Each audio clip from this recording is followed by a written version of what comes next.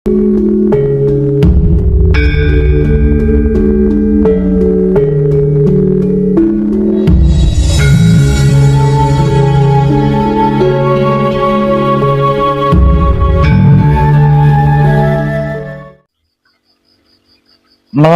Mbak siapa? Melalui Mbak Tri, kadang kita dari Batang, Jawa Tengah. Kadangan kita malam ini, saya akan mengulas tentang utang atau tentang jatuh bangunnya kehidupan manusia di dunia ini.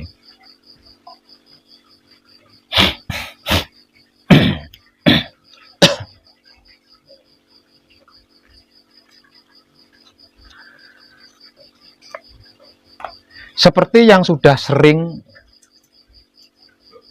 saya sampaikan di banyak video saya. Sebenarnya saya sering menyampaikan ini loh Mbak ya. Di video itu saya sering sekali. Nah iya. Enggak, maksudnya pemahaman tentang ini loh ya. Iya, pemahaman tentang ini.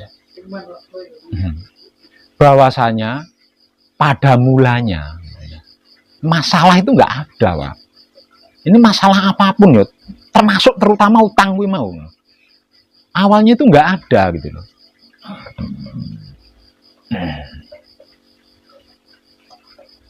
Masalah ini menjadi ada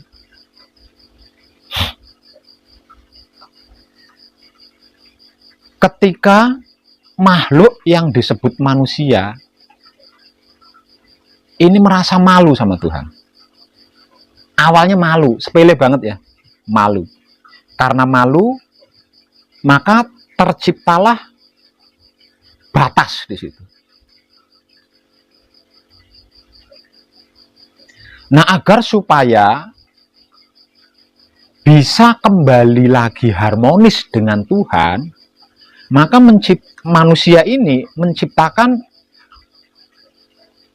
akal apa ya? Politik lah, bisa dikatakan menciptakan politik. Menggunakan akalnya gitu. Menggunakan akalnya. Bagaimana caranya agar hubunganku dengan Tuhan ini kembali harmonis seperti pada awalnya. Gitu.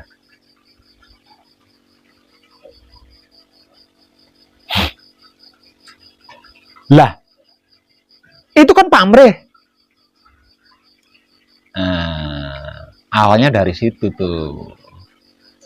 Kemudian dikarenakan punya tujuan, punya maksud,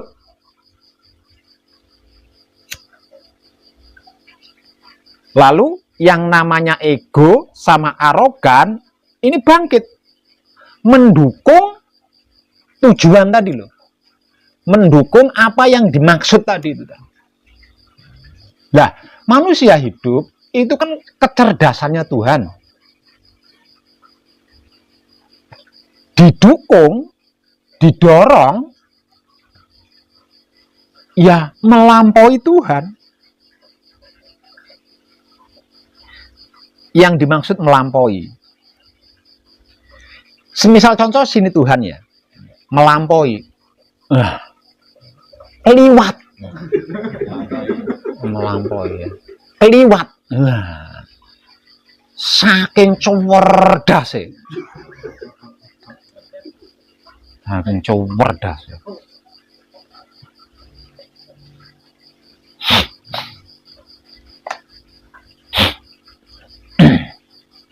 Padahal pada mulanya itu tidak ada apa-apa. Apa-apa itu tidak ada. Masalah loh maksudnya ya, masalah. Masalah.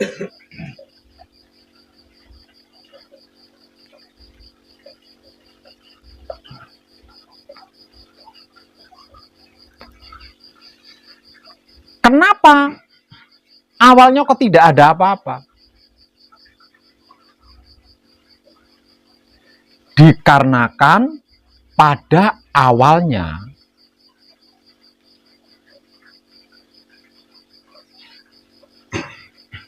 kaum Hawa itu ngerti, paham, tahu dirinya.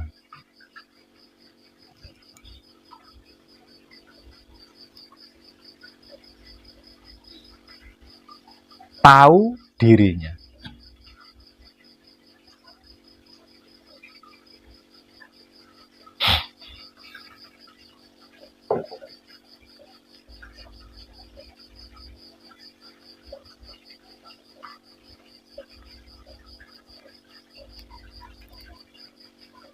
kemudian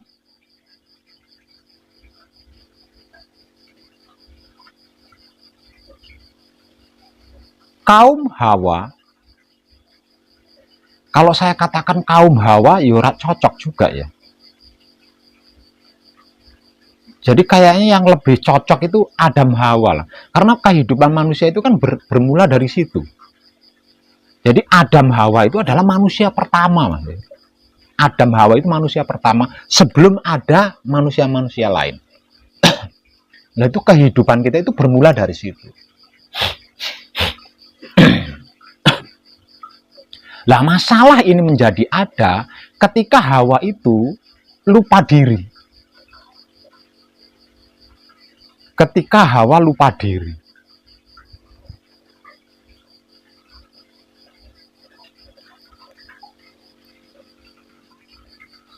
Dan ketika Hawa lupa diri, lah bermula dari sini loh. Yang namanya malu itu ada. Pertama, malu dulu sama Tuhan. Kemudian berlanjut malu sama Adam. Yang ketiga berlanjut malu kepada seluruh makhluk. Awalnya itu mau malu tok. Dan ini dialami oleh Hawa. Nah, dialami oleh Hawa.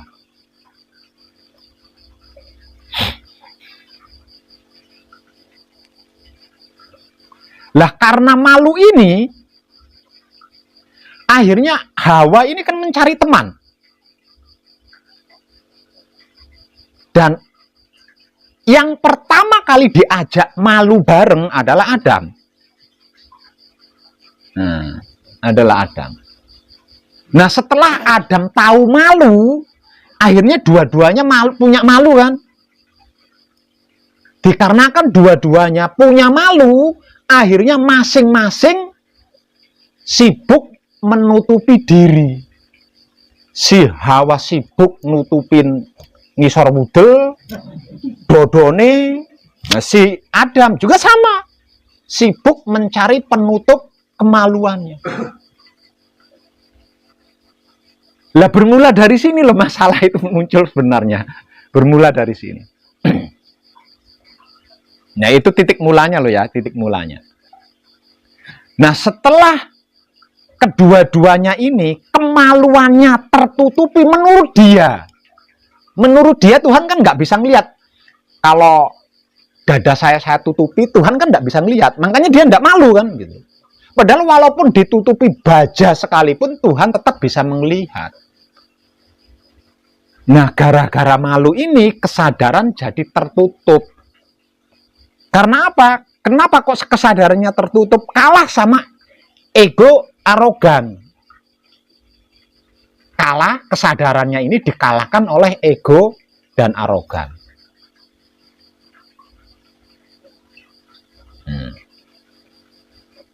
Nah, ego dan arogan inilah yang mempolitiki seakan-akan Tuhan itu tidak melihat apa yang ditutupi tadi gitu loh. Apa yang ditutupi tadi seakan-akan Tuhan itu tidak bisa melihat. Itu menurut akalnya. Padahal secara sadar ditutupi baja sekalipun Tuhan tetap melihat gitu. Nah, bermula dari situ. Tapi sedikit saja itu ya. Dan itu saya anggap sudah cukup itu sebagai bahan. Lah dari apa yang sudah saya sampaikan tadi, kalau kita tarik benang merahnya, berarti kuncinya kan ada pada perempuan nih. Kuncinya ada pada perempuan.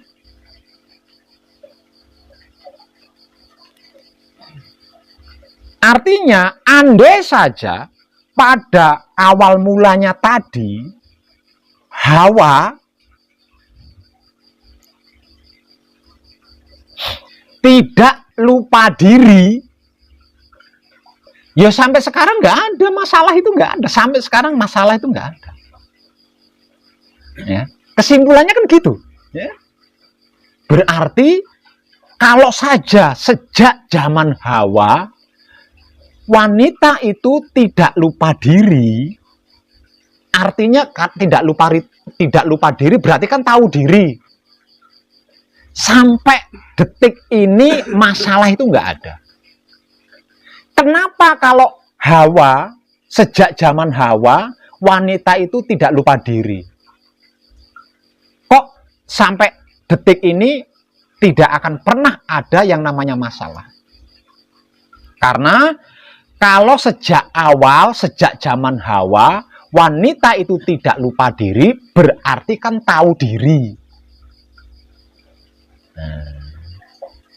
Dikarenakan tahu diri,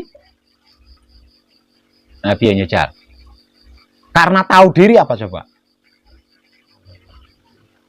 Karena tahu diri pasti bisa membawa diri,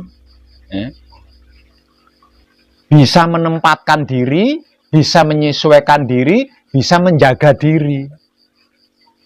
Karena bisa membawa diri, bisa menempatkan diri, bisa menyesuaikan diri, bisa menjaga diri, dari selah mana masalah itu masuk? Hah? Dari sisi mana masalah itu bisa masuk?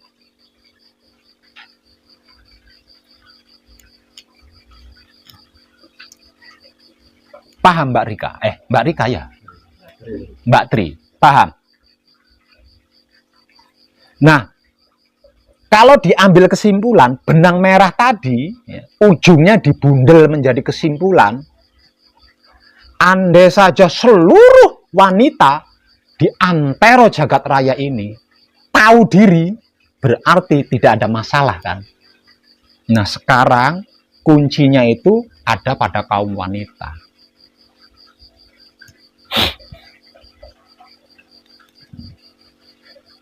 Aslinya laki-laki itu hanya ikut nanggung aja.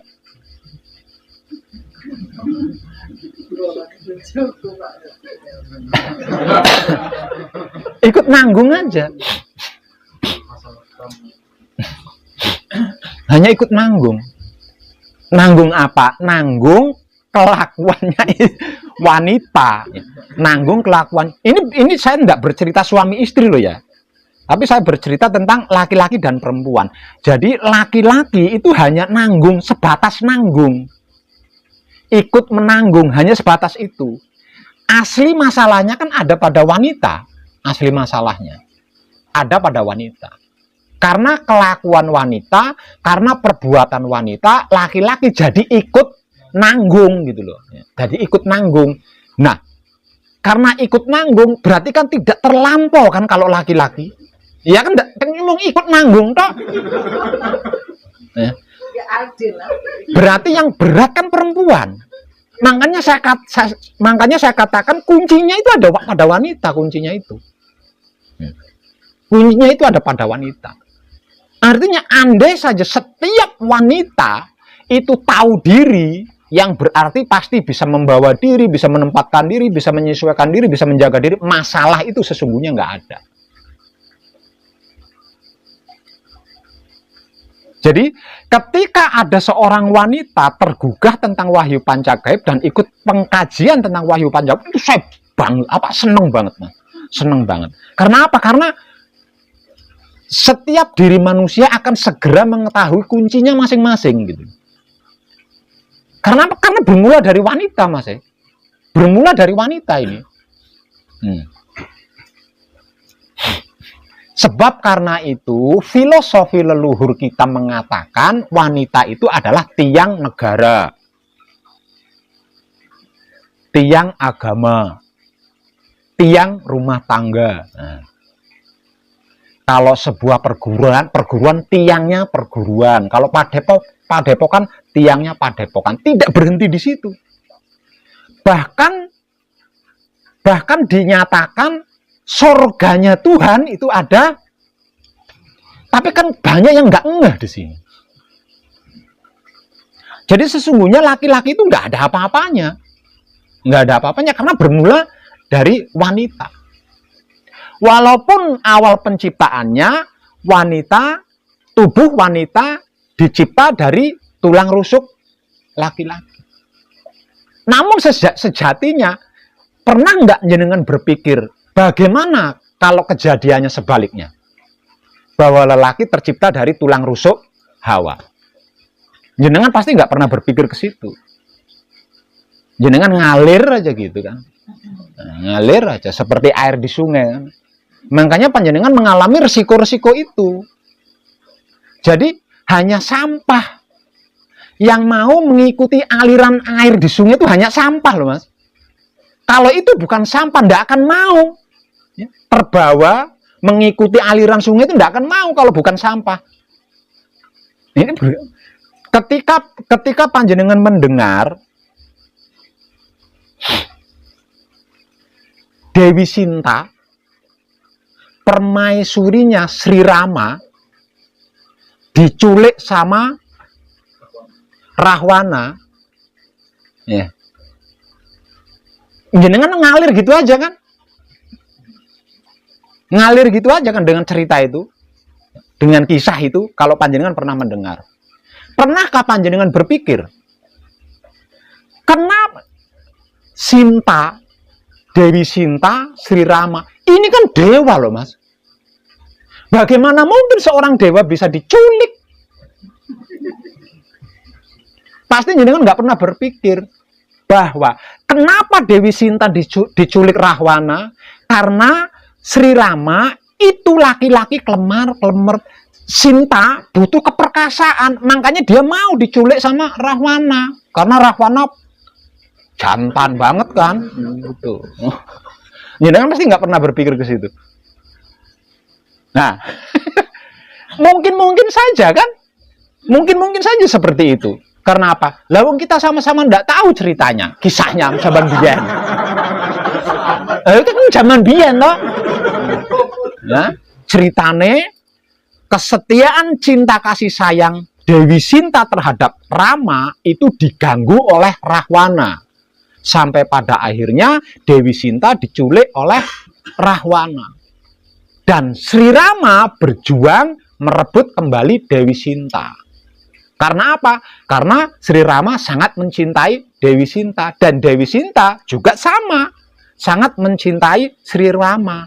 Nah karena itulah muncul sebuah kidung istilah cinta, tentang kesetiaan cinta. Itu digambarkan seperti Rama dan Sinta. Itu kita tahu nyatanya kapan? Itu kan embuh, ya zaman embuh. Artinya bisa juga kan, bisa juga bahwa Sri Rama itu laki-laki kaya banci lah gampangannya, kelemar. Dewi Sinta tidak merasa puas dengan suaminya yang kelemar toh. Dia mencari laki-laki yang perkasa. Ketemu Rahwana gagah perkasa kan. Wah, iki iso imbuh ping 5 barang. Ya. Akhirnya minta diculiklah aku, Rahwana. Ayo culiklah aku. Orang diculik tapi minta diculik. Ini kan bisa saja seperti itu ceritanya kan. Untuk menembuhkan sebuah kecerdasan spiritual, kita harus berani seperti itu. Harus berani melawan aliran arus air. Jangan mengikuti air. Mengikuti aliran air itu hanya sampah yang mau.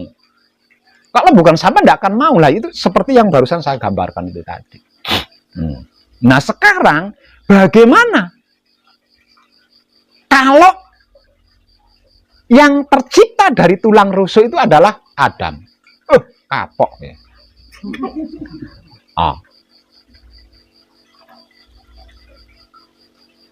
Kenapa saya katakan seperti itu? Pernak-pernik kehidupan di dunia ini selalu bermula dari wanita loh. Wanita dikatakan makhluk lemah, ya kan? Makhluk lemah. Tapi dalam kenyataannya seluruh pernak-pernik dalam kehidupan dunia ini bermula dari wanita. Manusia diturunkan ke bumi karena apa? Wanita. Ya kan? Jarine kan ngono jarine. Ya. Gara-gara wanita akhirnya manusia diturunkan ke bumi.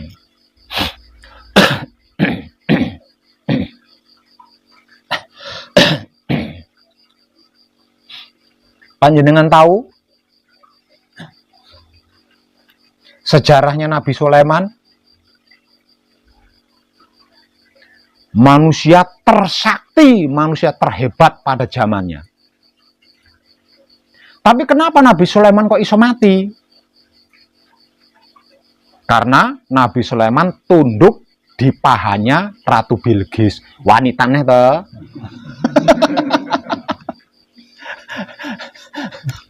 Nah, beberapa kali dunia itu pernah dihancurkan oleh Tuhan. Mulai dari zaman nabi-nabi sampai ke zaman kerajaan-kerajaan. Semuanya itu karena apa? Wanita. Sampai di era pemerintahan negara itu juga hancurnya karena wanita.